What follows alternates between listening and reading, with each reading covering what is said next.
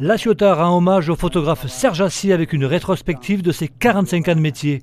Une plongée en forme de tour du monde en noir et blanc au cœur de la littérature et de la photographie.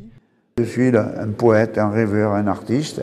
Je me suis aperçu, à partir de 50 ans, tu as beau faire les unes de Paris Match ou de VSD et remplir les magazines, plus personne ne se rappelle de ces photos-là.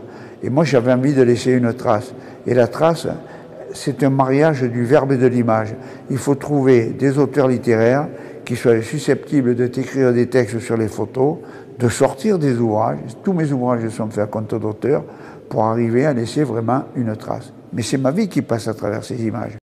C'est un parcours mon premier métier, c'était berger quand même. Ça m'a permis de me dépasser avec les étoiles.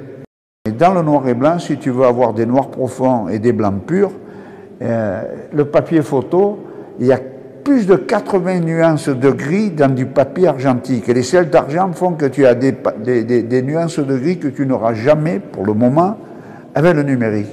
Donc, quand les gens regardent les images, ils sont enchantés de voir ces noirs et ces gris, surtout tous ces gris, toutes ces nuances de gris. Quand tu me vois masqué avec mes mains sur mes feuilles de papier, mes mains, c'est comme si je jouais un morceau de musique. Je fais monter les blancs, je fais monter les gris, ça c'est magique. Et puis quand tu vois la photo monter dans le révélateur fixateur, te viennent les larmes aux yeux, parce que on dirait qu'il y a une vague, il y a du mouvement dans tes cuvettes.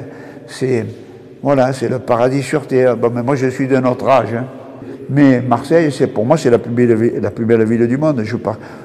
Quand je serai plus de ce monde, j'ai demandé aux filles, on brûle la bête et vous jetez mes cendres dans la calanque de Sormiou. Je veux rester dans cette ville. Retrouvez l'exposition jusqu'au 2 juin à la chapelle des Pénitents Bleus, à la médiathèque et au cinéma Eden.